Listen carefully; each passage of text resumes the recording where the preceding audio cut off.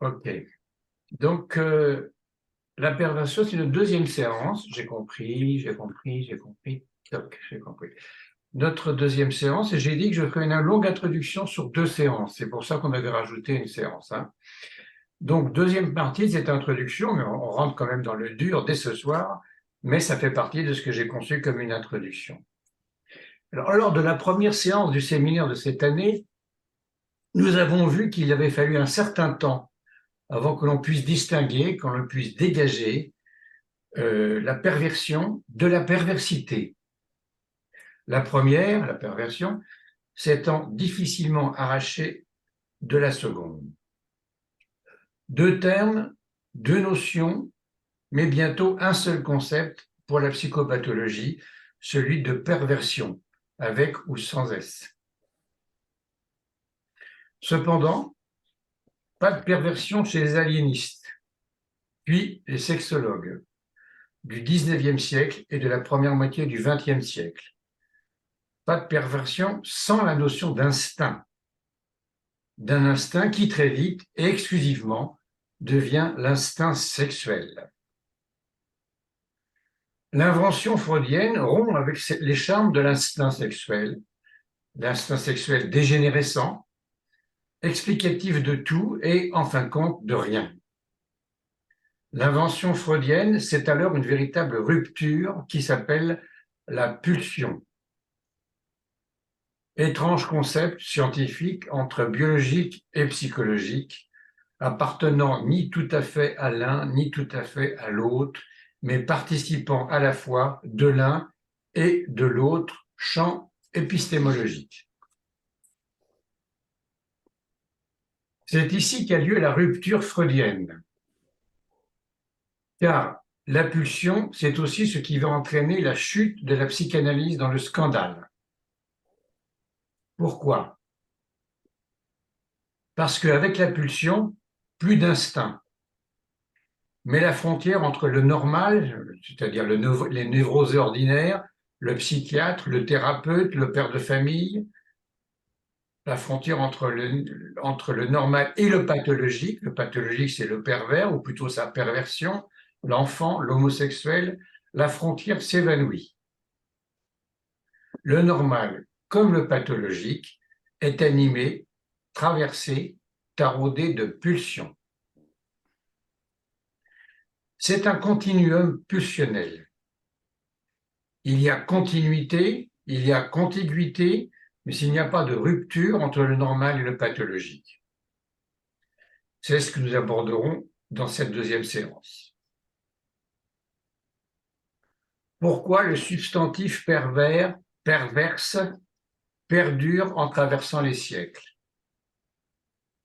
Nous avons vu à la première séance du séminaire de cette année, donc, je répète, que perversion et perversité avaient été longtemps 2 termes confondus en un seul ensemble, au sein duquel la perversité, en quelque sorte, dominait, entraînait dans son sillage moralo-religieux tout ce qui pouvait en être de la perversion, ou mieux, des perversions. L'arrivée de la science sexologique chez les aliénistes du milieu du XIXe siècle allait mettre un peu d'ordre dans ce que j'ai appelé la dernière fois l'embrouillamini.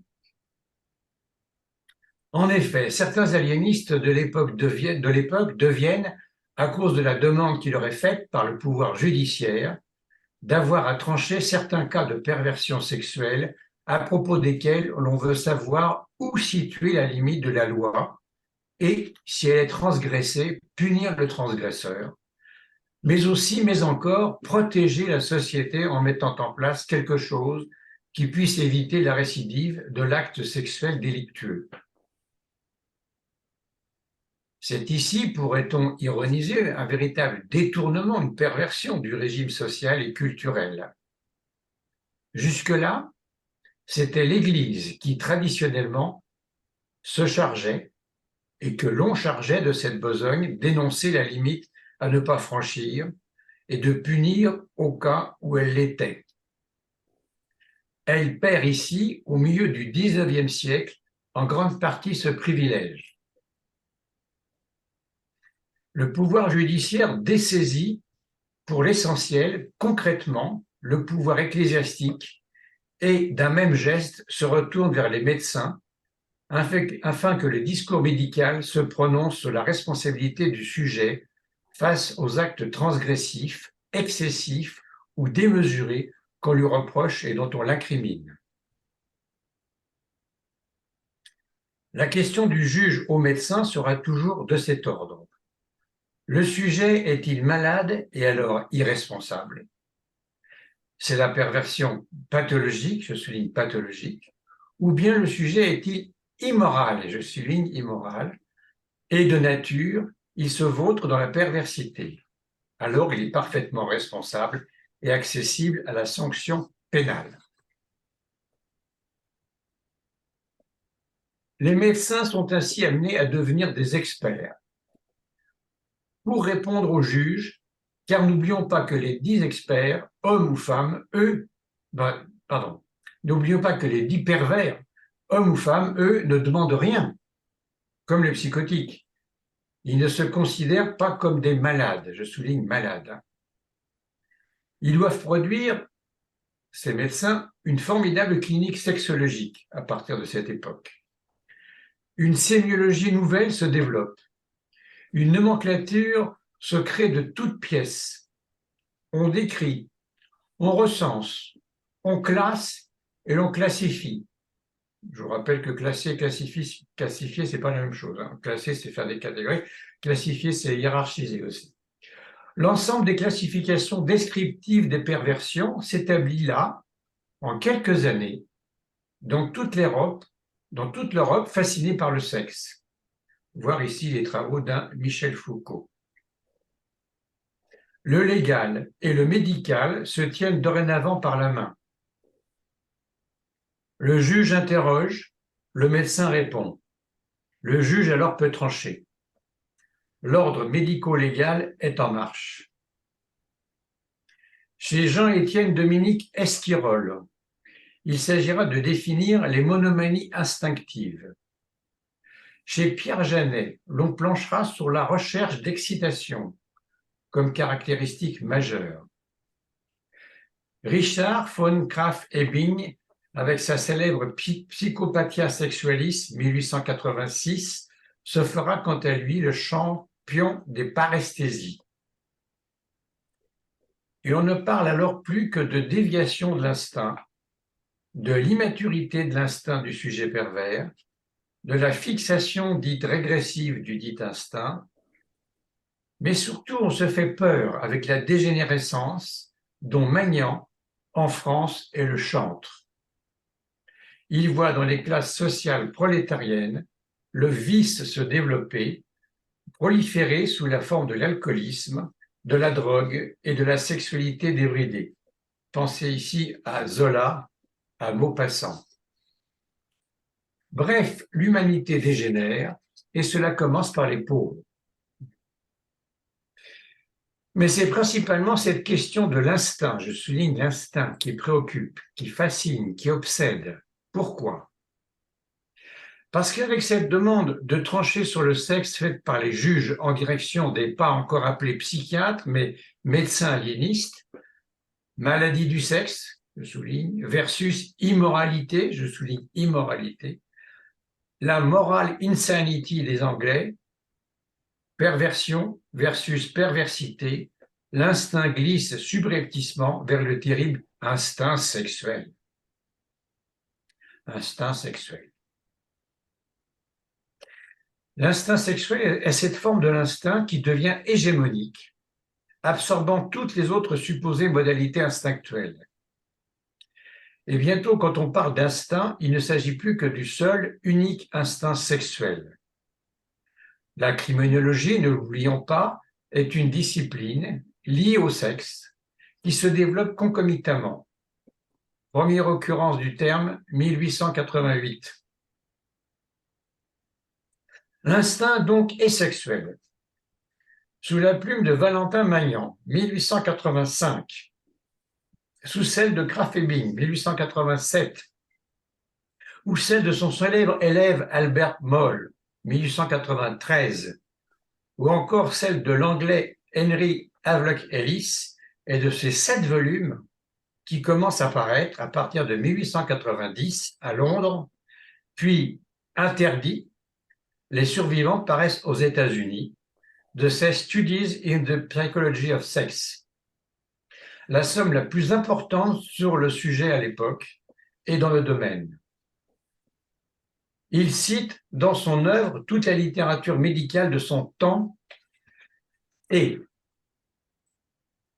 plus de 2000 auteurs issus de 12 domaines linguistiques différents.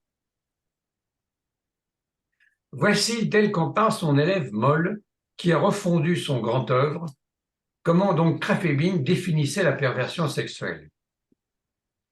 Moll dit « Krafft Ebing déclarait perverse toute extériorisation de l'instinct sexuel qui ne répond pas au but de la nature, je souligne nature, c'est-à-dire à la reproduction lorsque l'occasion d'une satisfaction sexuelle est donnée. » Donc Psychopathia Sexualis, refondu par Moll, édition Climat en France, 90, page 86. Comme on peut le voir, c'est la nature qui est ici le modèle incontournable. Selon cette bienveillante nature, l'objet, je souligne l'objet du sexe, c'est la conjonction génitale hétérosexuelle entre adultes. Et selon cette bien bonne nature, le but, je souligne but sexuel, c'est la satisfaction réciproque des protagonistes. L'objet et le but vont ainsi devenir les 2 items qui ordonnent dorénavant toute classification présente ou à venir. Krafft Ebing s'exprime clairement dans ses propres classifications. Je cite « Les perversions se divisent en 2 grands groupes. D'abord celles où le but de l'action est pervers, et il faut placer ici le sadisme, le masochisme, le fétichisme et l'exhibitionnisme. Ensuite, dit Krafft Ebing, ensuite celles où l'objet est pervers. L'action l'étant le plus souvent en conséquence. C'est le groupe de l'homosexualité, de la pédophilie, de la gérontophilie, de la zoophilie et de l'auto-érotisme. Page 86. Scandaleuse psychanalyse. Scandaleuse psychanalyse. La naissance de la psychanalyse est scandaleuse parce que précisément sur ce sujet de la perversion, elle innove. Elle innove en quoi? Eh bien en ceci, la perversion n'est plus synonyme d'anormalité. Plus encore, perversion et normalité sont du même côté, car aucune frontière, aucune barrière ne les sépare. Sigmund Freud est le premier à soutenir que pervers ne doit plus être un terme réprobateur. Dès 1905, il écrit dans ses fameux 3 essais sur la sexualité, sur la théorie sexuelle, qu'il y a Unzweckmäßigkeit, c'est-à-dire impropriété en français, de l'emploi réprobateur du mot de perversion. C'est dans ces 3 essais sur la théorie sexuelle, hein, folio 87, page 1 et paragraphe 3. Car en fait, si Freud peut s'exprimer ainsi, c'est parce qu'il a rompu avec la question de l'instinct, sexuel ou pas d'ailleurs. Plus d'instinct, donc chez l'homme, parce que l'homme est un animal culturel, mais à la place quelque chose de bien plus difficile à comprendre, à aborder, à définir, la pulsion. La notion de pulsion est centrale dans le dispositif doctrinaire freudien. Elle est caractéristique du processus pervers, mais elle est en même temps à la base constitutive du sexuel et de l'évolution de la sexualité infantile et de ses avatars. Le concept est introduit explicitement en 1905 dans les 3 essais. Je cite Freud, « Pour expliquer les besoins sexuels de l'homme et de l'animal, on se sert en biologie de l'hypothèse qu'il existe une pulsion sexuelle. De même que pour expliquer la faim, on se sert de la pulsion de nutrition. » Voilà. C'est donc dans les 3 essais, hein, voilà, 3 essais. Bon, on passe. Hein. Tout ça, toutes les citations pour l'instant sont dans les 3 essais. Voilà, donc c'était Freud qui parlait là. Néanmoins, Freud, dans le premier de ses essais, intitulé Les aberrations sexuelles, reprend à son compte l'approche la plus classique des sexologues, celle de l'ère culturelle germanique, celle donc de Krafft-Ebing, c'est-à-dire déviation quant au but et déviation quant à l'objet, sauf sur un point nodal. Il ancre les perversions dans le concept de pulsion. Voici donc ici son originalité. Mais alors, pas de quoi se formaliser pour Freud. Il y a bien déviation de but, mais surtout, il y voit un continuum de la sexualité perverse avec la dite sexualité normale. Une inflation, une sorte d'excès, la même chose mais en excès. Je cite à nouveau Freud. Ce que l'on considère comme le but sexuel normal est l'union des parties génitales dans le coït, conduisant à la résolution de la tension sexuelle et pour un temps à l'extinction de la pulsion. Je fais des petites coupures dans le texte. Cependant, dit Freud, on rencontre déjà dans le processus sexuel le plus normal les germes dont le développement mènera à des déviations que l'on décrit sous le nom de perversion. Continue avec Freud. Les perversions consistent en phénomènes de deux ordres. Petit a, des transgressions anatomiques quant aux parties destinées à accomplir l'union sexuelle. Petit b, des arrêts à certains rapports intermédiaires qui, normalement, doivent être franchis rapidement pour atteindre le but sexuel final. Page 34, 35. La perversion chez un Freud, qui dans son approche procède par degrés, n'est plus une déviation par rapport aux normes, mais inscrite dans la norme. Elle en est l'excès, très plastique, qui épuise la norme. Je continue à faire parler Freud. Les médecins qui les premiers étudièrent les perversions, dans certains cas confirmés et dans des conditions particulières, ont été amenés tout naturellement à les considérer comme des symptômes de maladie ou de dégénérescence, ainsi que cela s'était produit avec l'inversion. L'inversion, vous savez, c'est ce vieux terme pour désigner l'homosexualité. Donc, il faut traduire inversion par homosexualité. Ainsi que là, c'était produit avec l'homosexualité. Toutefois, il est plus facile encore de démontrer la faiblesse, dit Freud, de ce point de vue dans le cas de perversion.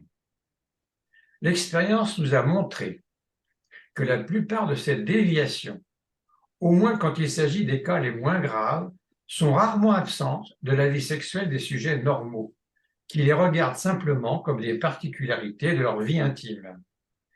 Là où les circonstances sont favorables, il pourra arriver qu'un être normal, pendant tout un temps, substitue telle ou telle perversion au but sexuel normal ou lui fasse place à côté de celui-ci.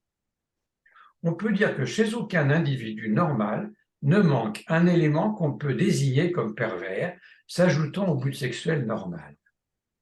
Page 47. La méthode démonstrative de Freud consiste à analyser d'abord ce qui se passe au niveau des fluctuations de la pulsion sexuelle chez, je reprends son expression, chez des sujets assez proches de la normale. Page 53-54. Ce qui l'amène, Freud, à cette appréciation, restée jusqu'à aujourd'hui célèbre, du rapport qui existe entre la névrose et la perversion. Je vous cite le passage parce qu'il est très intéressant. La psychanalyse, dit Freud, nous apprend que les symptômes morbides ne se développent pas aux dépens de la pulsion sexuelle normale, au moins pas exclusivement ou d'une façon prépondérante, mais représentent une conversion de pulsion sexuelle qui devrait être nommée perverse, au sens large du mot, si elle pouvait, sans être écartée de la conscience, trouver une expression dans des actes imaginaires ou réels. Les symptômes s'informent donc en partie aux dépens de la sexualité normale. La névrose est, pour ainsi dire, le négatif de la perversion. Voici la phrase célèbre. Ensuite, deux phrases après, la pulsion sexuelle des névrosés connaît toutes les déviations que nous avons étudiées comme variation d'une vie sexuelle normale et manifestation d'une vie sexuelle morbide. 53-54. Je répète donc cette fameuse phrase. la névrose est pour ainsi dire le négatif de la perversion, et non pas comme les citer n'importe comment d'habitude des fois à l'envers, que la perversion serait négative de la névrose. Non, non, la névrose est pour ainsi dire le négatif de la perversion. Voici la phrase exacte de Freud dans ce contexte où je vous l'ai cité. Mais la pulsion sexuelle est quelque chose qui reste complexe.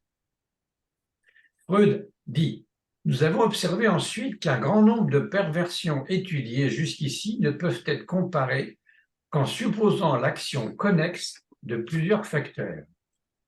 Je fais une petite coupure dans le texte. Cela nous donnerait à penser, dit Freud, que la pulsion sexuelle en elle-même n'est pas une donnée simple, mais qu'elle est formée de diverses composantes, lesquelles se dissocient dans le cas des perversions. 49-50. Et c'est bien ce qui amène Freud ici à l'idée inventive qu'il existe une pulsion partielle. Voilà d'où ça vient, une pulsion partielle. Dès lors, la sexualité perverse, c'est ce qui va être assujetti au règne des pulsions partielles. L'enfant étant traversé de pulsions partielles, non encore subsumé en une pulsion génitale unie, comme l'adulte en devrait représenter le modèle accompli, l'enfant, dans son organisation sexuelle infantile et ses activités sexuelles parcellaires, devient alors, pour Freud, ce pervers polymorphe qui a tant fait jaser les détracteurs de la psychanalyse. La sexualité de l'enfant est nécessairement perverse, au sens de Freud. La position freudienne est claire, mais renversante. La sexualité perverse est au fondement même de la sexualité normale. La sexualité perverse n'est donc pas une marginalisation, voire une aberration du processus sexuel normal, mais l'effet de ses vicissitudes. C'est son terme, vicissitude.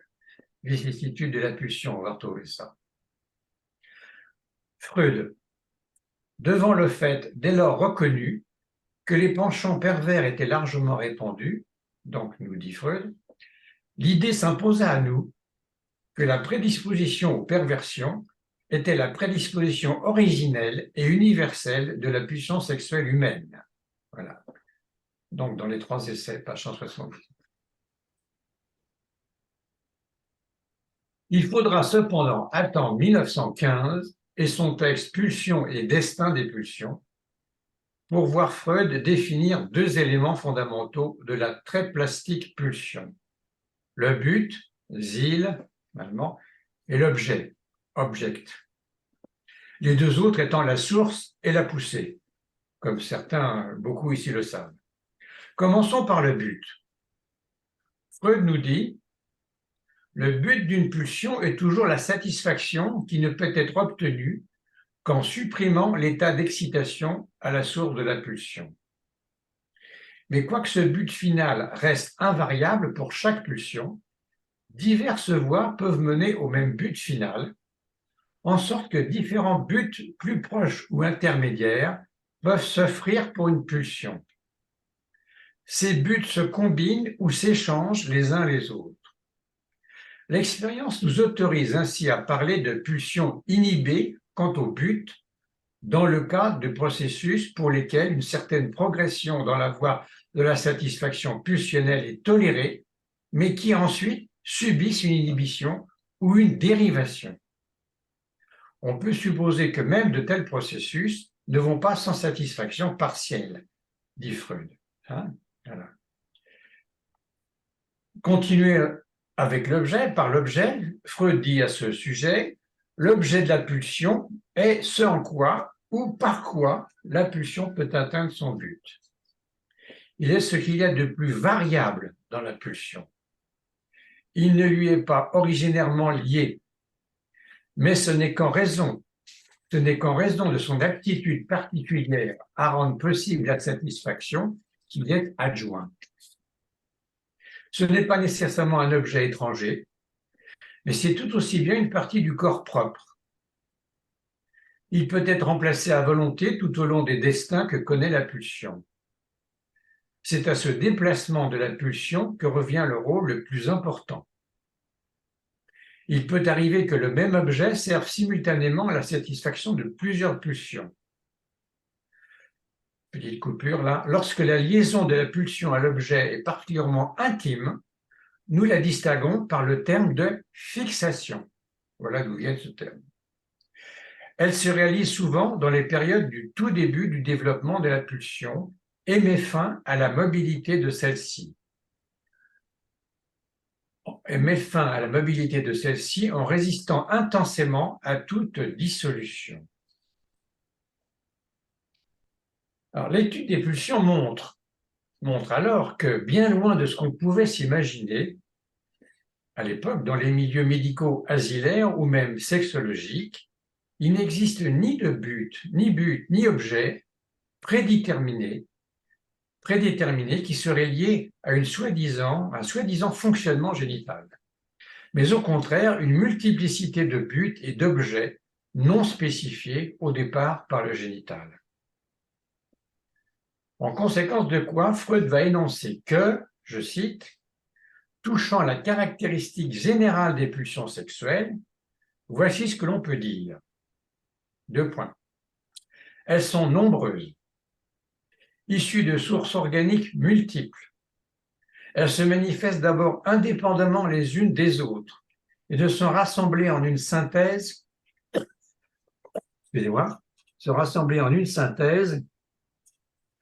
plus ou moins complète que tardivement.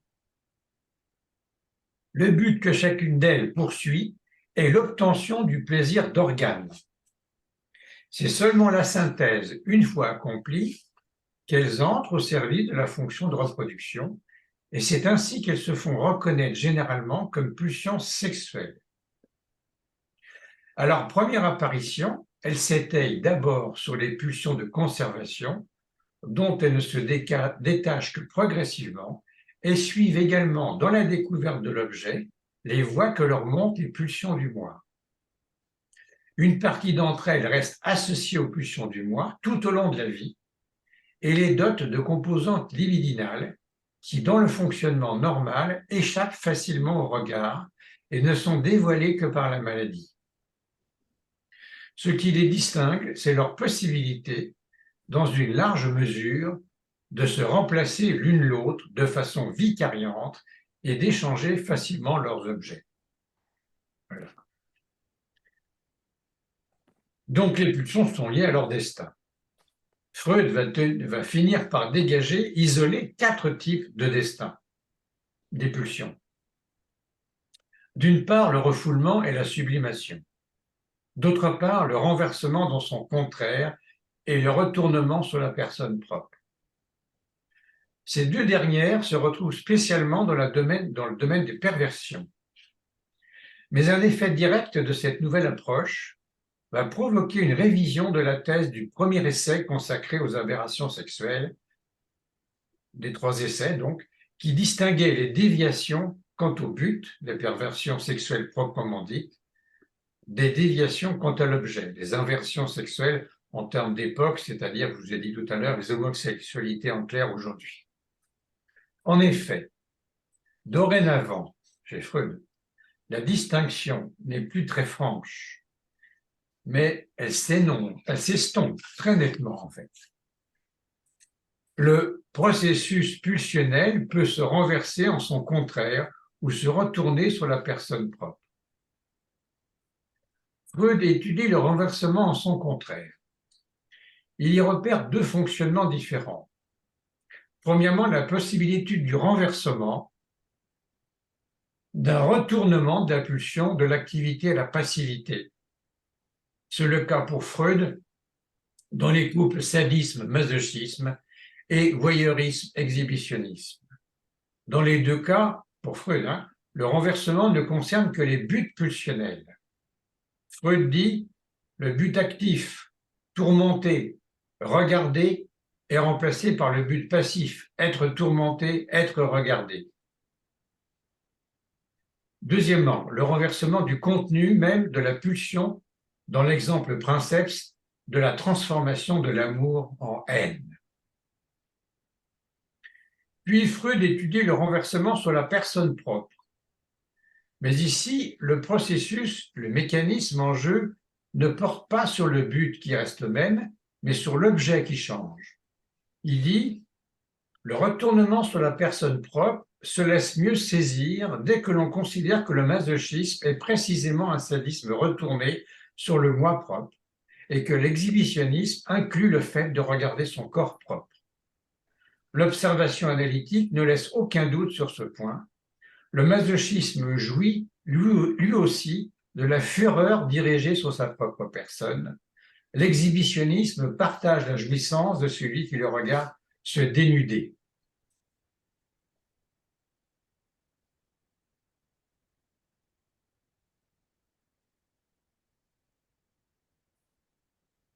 On sait que Lacan n'aura pas la même approche que Freud sur ces questions. Par exemple, que le masochisme était un sadisme retourné, mais que sadisme et masochisme étaient deux entités qui n'étaient pas liées, mais autonomes pour Lacan. On verra ça un peu plus tard. Cependant, après cette étude de Freud, ce sont toutes les conceptions traversées de morale religieuse d'État et d'idéologie normalisatrice médicale de l'époque qui se voient ruinées en leur pseudo-fondement comme en leur application carcérale de redressement fonctionnaliste dans les prisons et les asiles. Mais arrivé là, à ce point d'établissement de la pierre angulaire du dispositif doctrinal de Freud concernant les perversions, nommément la pulsion, nous n'avons fait qu'un pas. Un pas essentiel, certes, mais un seul pas pour dégager la conception psychanalytique de la perversion de toutes les autres conceptions médicales, psychiatriques ou sexologiques.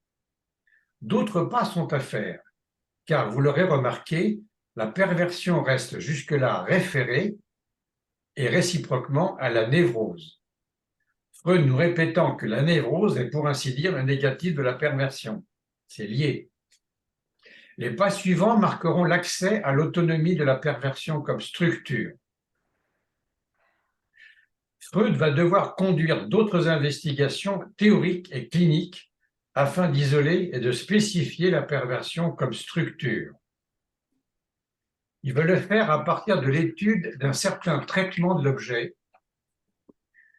qu'un certain nombre de sujets mettent en acte sous la forme de l'objet fétiche, du fétiche donc, et de ce qui s'appelle alors le fétichisme, entité devenant cruciale pour élucider le processus pervers. Des notions nouvelles et capitales de la métapsychologie freudienne vont alors apparaître. Elles ont pour nom déni de la réalité, déni de la castration et clivage du moi. Que conclure alors ici ce soir, même provisoirement?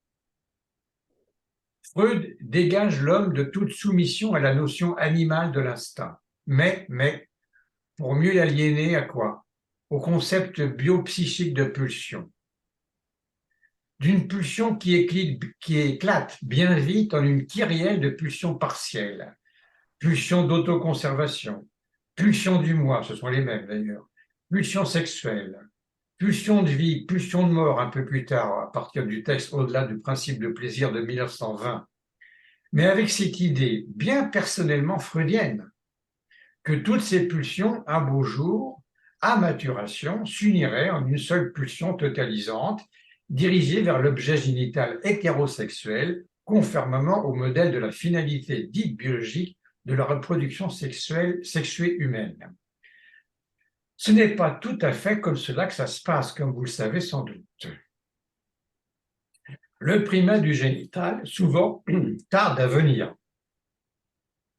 Alors, qu'est-ce que c'est que cette idée freudienne de réunion totalisante des pulsions partielles en pulsions génitales accomplies? Là où Lacan ne verra plus que des pulsions partielles, sans grand espoir de réunion, de totalisation idéalisée, comme l'espérait Freud, qui cependant ne se départira jamais, Freud, de son concept.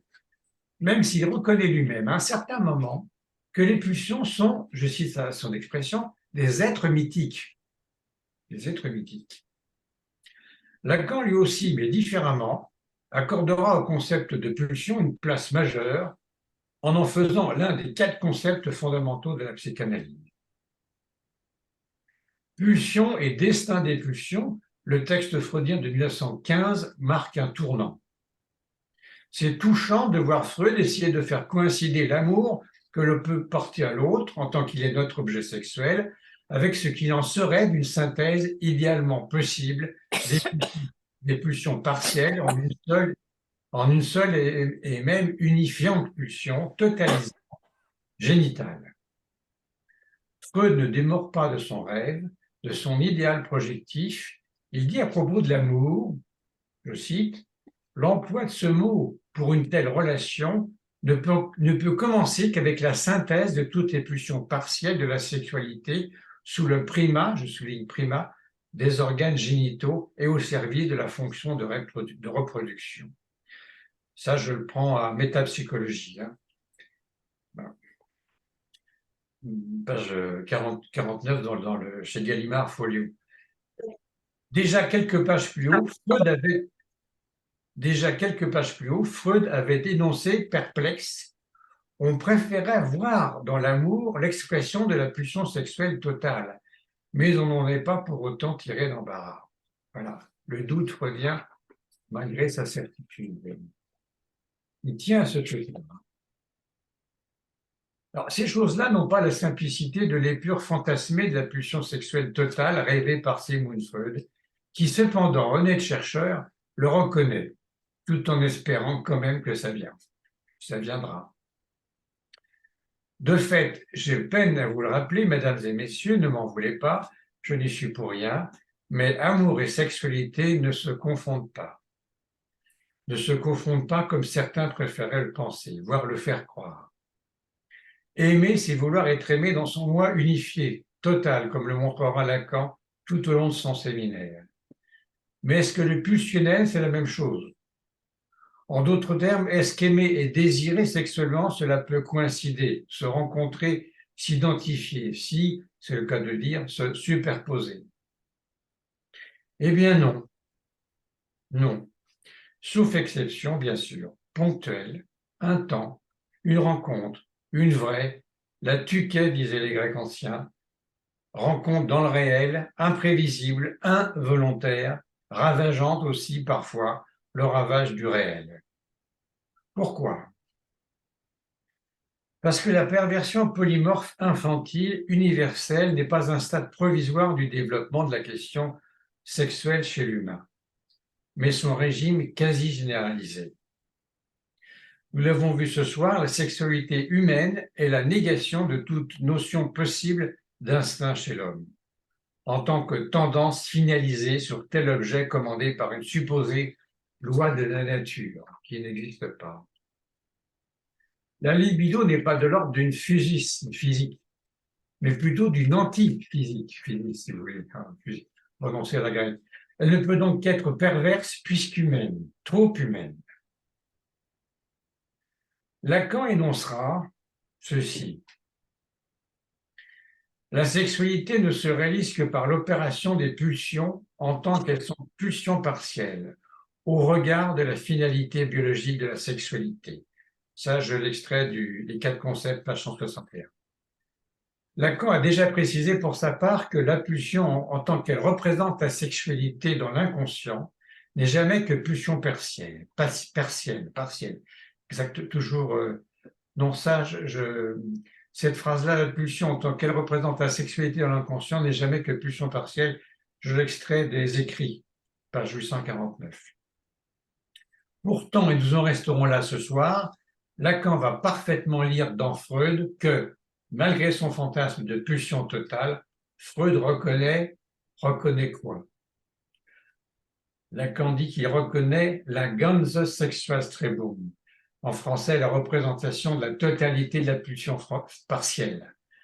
Et Lacan dit la totalité de la représentation de la pulsion partielle. Freud nous le dit Lacan, elle n'y est pas. Elle n'y est pas. Sur la voie de ce résultat, dit Lacan, je vous conduis après lui et je vous affirme que tout ce que j'ai appris de mon expérience y est convénient. Convénient est un mot français, même si ça sonne anglais. Il y a convenient en anglais, mais convénient, c'est français. Tout rapporte à ça. Voilà, moi je vous remercie et j'ouvre la discussion.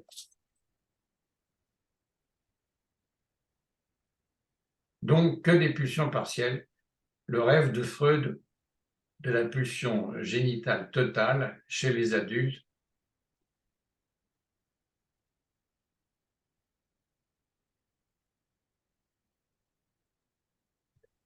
Dans, comment dire, dans la relation d'objet, Lacan éthique l'IPA avec l'idée justement de la pulsion génitale totale, mature, mais en fait, l'IPA est là très, très freudienne, si je vous entends bien, par rapport à cette idée, enfin, cette idée freudienne qui aurait un primat du génital qui serait la synthèse de l'ensemble des pulsions partielles. L'IPA a mené cette idée très longtemps, bien sûr, dans les années 50, 60, aujourd'hui je ne sais plus. Mais oui, l'IPA, peut-être, est-ce qu'elle est toujours sur cette idée freudienne, puisque ce sont les freudiens dits orthodoxes, ils sont tellement orthodoxes qu'ils répètent les bêtises. C'est ça l'orthodoxie, c'est répéter les bêtises, en fait. Mais ça veut dire aussi que Lacan, dans la relation, dans son séminaire de la relation d'objet, il critique aussi Freud indirectement, même s'il Oui. s'adresse Ah à oui, Bouvet, etc. il se défausse de l'idée freudienne de pulsion génitale totale, absolument. Mm. Oui, oui. Oui, il décroche, oui, il fait un Mm. pas de côté. Il fait du Lacan à ce moment-là, déjà. Oui, oui. L'autre chose qui me frappe, c'est le fait que, enfin, on- il a été possible d'attraper la question de la perversion au début, dès les premiers psychiatres, Krafft, Lebling, etc., tout ce que vous notez, mais aussi Freud, qu'à partir de, comment dire, qu'en lien avec la sexualité, alors que, il me semble, bah, je pense que vous en parlerez plus tard, mais après, ça se dégage, la question de la structure n'est plus du tout aussi étroitement liée à l'acte, en tout cas la sexualité dans son sens concret. C'est Est-ce que ça. je me trompe? Pas du tout. C'est plus la sexualité au sens obsessionnel où on l'avait au fin du 19e siècle. C'est plus l'acte sexuel, c'est plus la sexualité, c'est plus les pratiques sexuelles, mais ça reste psychanalytiquement de l'ordre du sexuel, pas de la sexualité, mais du sexuel, hein, pour arriver à la structure, on est tout à fait d'accord. Oui. Ça n'exclut pas la sexualité, mais ça ne centre pas obsessionnellement sur la sexualité au sens où tout le monde se la représente, tout le monde est fasciné par la pornographie, etc. Non, c'est pas ça, c'est le sexuel. Mhm. Pour arriver à la structure, oui. Mais pour ça, il fallait se dégager, il fallait rompre avec la question de l'instinct. Oui, ça, je crois que c'est vraiment très, très clair dans ce que vous exprimez. Et il me semble que le pas suivant, mais c'est vous qui nous le direz, nous l'enseignerez, c'est de nouer ça avec la question du désir et la perversion même du désir. Voilà. Et moi, c'est ce qui m'a frappé après la réécoute de votre première leçon par rapport à la perversion et la féminité. C'est clair que si on aborde, si on entre avec la question du désir, il est clair qu'une femme n'est pas absente de désir. Donc, si on dit qu'il y a la question, enfin que le désir est pervers, enfin, il s'agira de déployer ça. Donc, la femme n'y échappe pas non plus. Bien sûr. Bien sûr, c'est un être humain comme les autres. Tout à fait. Mais la prochaine fois, par exemple, on sera quand même obligé de passer par la construction de ce concept de Freud, de Verleugnung, de déni, qu'on a traduit longtemps par déni. Je vous ai dit aussi la dernière fois que Lacan était passé par désaveu, et puis il a renié cette question de désaveu pour arriver à démenti. On passera par tout ça, mais surtout la construction, quand est-ce que Freud est amené à construire ce concept de déni, donc de Verleugnung en allemand, comment ça se passe, comment ça lui vient. Il lui venait quand même pas mal de choses dans ce sujet, hein. Rupture avec l'instinct, centration sur la pulsion, puis les pulsions, et puis les pulsions partielles, et puis maintenant on va arriver au déni, pour arriver plus tard à ce que vous dites, hein, troisième, quatrième séance, arriver à la question de la structure, qui n'est plus fascinée par la sexualité, mais ce qui est au centre de l'humain, la question du sexuel, pour parler comme ça. Nous sommes d'accord. Il y a beaucoup plus de gens qui n'ont pas d'image. Bon, on est dans l'analyse, donc c'est la parole, hein, pas trop d'images.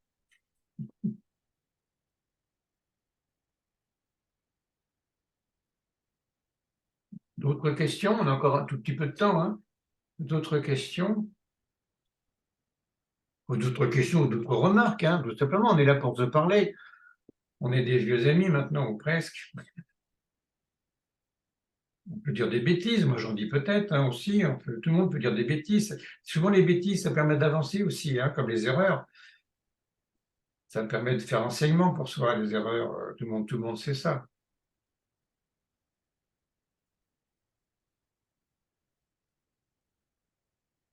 Donc on va tomber chez Lacan. La perversion chez Lacan, c'est pas la même que chez Freud. Hein. Vous voyez, voyeurisme, exhibitionnisme. Bon, Lacan, il va dire, mais c'est pas l'un n'est pas l'envers de l'autre. Il y a d'un côté le voyeurisme, d'un côté non, voilà, c'est des choses qui sont autonomes. L'un n'est pas l'envers de l'autre, n'est pas le retournement de l'autre, comme le dit Freud, qui dit on observe, c'est évident, etc. Il est très affirmatif. Pourquoi d'ailleurs, quand on est très affirmatif, il y a un doute? Eh bien non.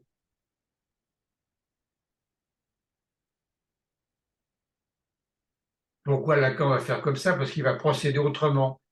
Il ne va pas procéder simplement par l'observation, il va procéder, bon, vous verrez, il va procéder avec un écran, bon, vous allez voir, avec où situer l'objet, où situer le sujet, où situer, c'est ça, quoi. C'est à partir aussi de schéma optique. Ce qui m'a aussi frappé dans ce que vous avez déployé, c'est Freud qui montre clairement que la perversion fait partie de la sexualité normale de tout individu. Et c'est dit comme ça, assez rapidement, mais aujourd'hui encore, ça, c'est pas forcément quelque chose qui est admis. Ayant travaillé quand même passablement d'années dans le milieu pénitentiaire, carcéral, judiciaire, je peux vous dire que c'est inaudible ce type de discours, encore aujourd'hui. Hein, donc, il y a comme si ça rassurait en tout cas la justice d'une certaine manière de s'accrocher à l'idée que la perversion était automatiquement associée à une anomalité. Et c'est très difficile de faire entendre un autre discours, même si Freud le dit très tôt, le dessin des pulsions, les théories sexuelles infantiles, etc. Tout à fait. C'est très difficile de sortir de la morale, et la morale qui puisait ses racines dans la morale religieuse. C'est très difficile pour l'Occident de sortir de là. Oui, c'est très difficile. Alors, malgré les avancées de la psychanalyse, c'est pas tout à fait intégré dans la psychiatrie et surtout dans la criminologie et donc dans la justice. Oui, tout à fait. C'est inaudible, c'est insupportable. C'est pour ça qu'il faut reprendre tout ça peut-être pour faire entendre à nos collègues, aux gens que l'on rencontre, que voilà, quand Freud dit que l'enfant est un pervers polymorphe, ça fait on n'est pas du côté des rieurs, il faut aussi comprendre ce qu'il veut dire. Hein, parce que le socle le socle des pulsions, le socle, là, c'est la perversion. C'est ça qui crée le normal et le pathologique. C'est à partir de la perversion. La pulsion est perverse, si on peut dire. Mais perverse, ça ne veut pas dire amoral. La perversion, il y en a tous les jours. Si vous regardez autour de vous, tout le temps, hein. Qu'est-ce que c'est que la politique en ce moment? Qu'est-ce que c'est que les guerres? Qu'est-ce que c'est que tous ces personnages politiques? C'est quand même, ça carbure à ça. Qu'est-ce que c'est qu'une certaine forme de mensonge? Ça carbure à la perversion. Mais Ça m'interpelle ce que vous dites là, parce que pour moi, dans ma compréhension, ma lecture, la pulsion n'est pas perverse. C'est l'usage qui en est fait qui fait la perversion. C'est-à-dire qu'il faut du sujet pour que la pulsion devienne perverse. Mais est-ce que je me trompe parce que moi, je le lis comme ça. non, non, vous avez raison. Il faut du sujet pour que ça soit de perversion. J'étais trop vite là. Oui. Non, non, je suis d'accord avec vous. Il ne fallait pas faire perverse en soi. Ouais, ok. Voilà. Il faut bien sûr du sujet.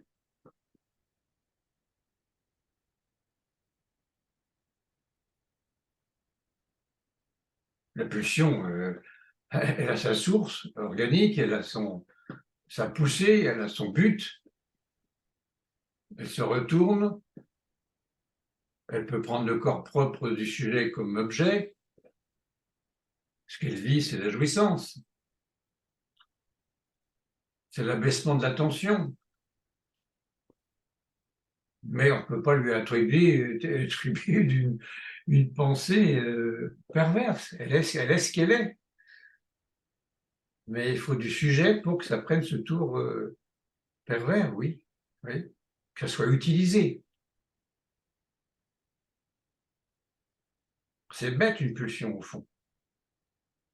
Ça fait son Oui, circuit. Ça fait c'est son circuit. acéphale, comme le dit Lacan. C'est acéphale. Oui, c'est C'est assez calme. acéphale. Voilà. C'est acéphale parce que les pulsions sont toujours inconscientes. Donc c'est acéphale comme ce qui se passe dans l'inconscient. C'est que le sujet qui peut subjectiver ça et en faire quelque chose. Oui. Oui, oui, c'est acéphale. C'est un savoir acéphale, oui. Elle fait toujours la même chose, la pulsion. Hein. C'est pas compliqué. Elle cherche toujours le même but. À baisser la tension et la satisfaction. Ben, la satisfaction, on est déjà dans le sujet. Là. Elle ne se satisfait pas elle-même, la pulsion. Elle a un but, mais la satisfaction, c'est du côté du sujet. Alors, quand Dolto, je me souviens Dolto qui parlait pour les enfants de la castration des pulsions, c'était très bien ce qu'elle disait. Voilà, il faut castrer les pulsions. Oui, ben, pas toutes les castrer, bien sûr, pour le tabou, mais castration des pulsions, ça parle bien. Ça parlait bien. Pour à l'époque, ça parlait bien. Je me souviens elle parlait de castration, c'est écrit quelque part, la castration des pulsions pour les enfants. Mais ça peut même les adultes, quand on voit bien qu'ils ne sont pas passés par là, certains adultes. Certains adultes pervers, justement. Il n'y a pas eu de castration des pulsions. C'est open bar, comme on dit maintenant. Alors, il y a des pulsions, c'est vilain. Il y a des pulsions qui sont très, très, très, comme dans la pornographie. Et il y a des pulsions, où, comme vous dites, on ne voit pas en quoi c'est sexuel. Voilà. Pourquoi? Parce qu'au-delà du sexuel, c'est un rapport à la mort. On y viendra quand même. Hein, c'est un rapport à la mort. Voilà.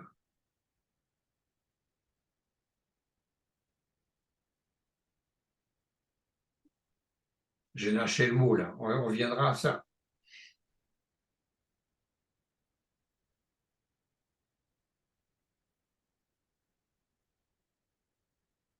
Pulsion de vie, pulsion de mort. Oui, ça c'est le deuxième Freud. Hein. C'est 1920 à 23. On arrive à la deuxième topique. 23, 20, c'est la pulsion de mort. Comment? Quelqu'un a parlé, non? Donc, pulsion de mort. Voilà. La pulsion va nous amener à la pulsion de mort. Hein.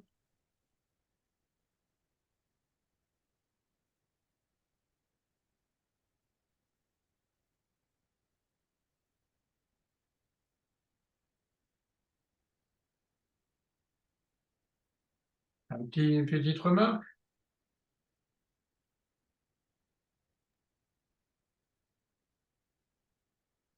Non, si ce n'est que je me réjouis d'écouter la suite. Ah oui, hein, la suite. Ça va être fourni la suite. Mais là, on a les bases, on va pouvoir à partir de ces bases s'envoler vers d'autres horizons plus pointus. Et on va être obligé d'articuler avec Lacan, bien sûr. Hein. Mais déjà, quand on arrive au déni et quand on arrive au clivage du moi, à la fin du Freud, hein, le clivage du moi, Freud, c'est la proto-histoire du sujet divisé, hein, du sujet clivé, du sujet divisé. Ça fait jonction entre Freud et Lacan, le clivage du moi. Après, c'est Lacan, le sujet divisé. On est vraiment. Freud, s'il avait continué, il serait peut-être arrivé à faire du Lacan. Hein. En tous les cas, Lacan a bien lu Freud. Ça, on peut en être sûr.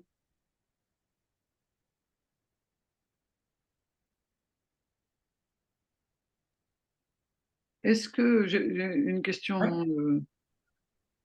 bête, hein, mais est-ce que la notion de libido, c'est la même chose que la pulsion sexuelle ou est-ce que c'est encore, Que Freud appelle libido, c'est l'énergie sexuelle. Hein. Il reprend ça un petit peu du côté jungien aussi. Hein.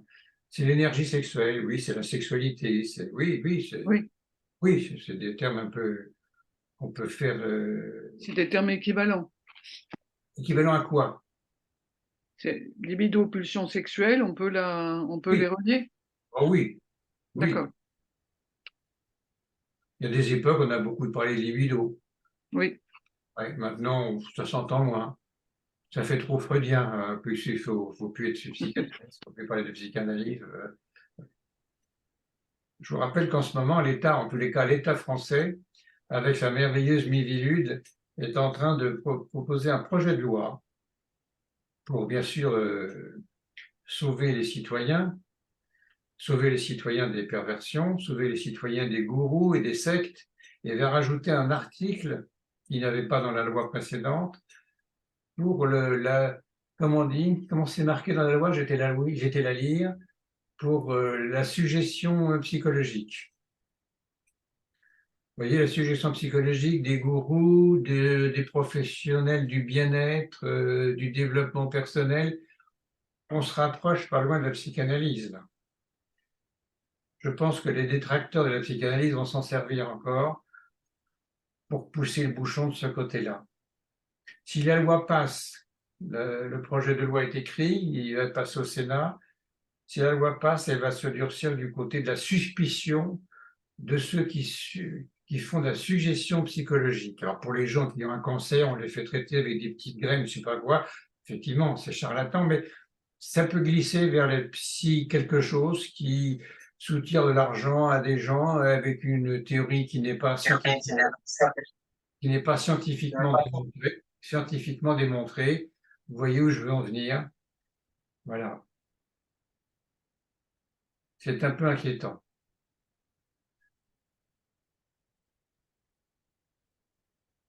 Comme vous le savez, la psychanalyse n'est pas une théorie scientifiquement démontrée. Comme vous le savez, les psychanalystes soutirent de l'argent à leurs patients.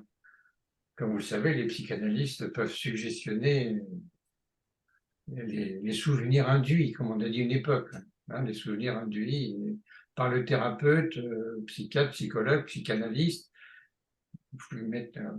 Voilà, on va assister à une autre vague à nouveau sur cette question. Je suis persuadé que les détracteurs de la psychanalyse vont s'en dire à bras raccourcis. C'est comme ça. On fera face. Voilà, je pense qu'on va s'arrêter là, sauf s'il y a une question extrêmement urgente, ou une remarque extrêmement urgente, ou une critique extrêmement urgente. Je vous rappelle que critique, ça ne veut pas dire forcément une condamnation de ce que j'ai dit. Critique, c'est à la fois négatif ou positif. Hein, voilà. S'il n'y a pas, je vous souhaite une bonne soirée. Et Je vous remercie. comme disent les enfants, à très vite. Merci beaucoup. Merci D'accord. beaucoup et à bientôt. Merci. Alors, ça sera Merci. en décembre, juste avant Noël. Hein? Au revoir. Oui. Bonsoir à tout le monde. Au revoir. Bonne soirée. Merci, bonne soirée. Bonsoir. Bonne soirée. Au revoir, merci. Merci Au revoir, merci. Au revoir. Au revoir.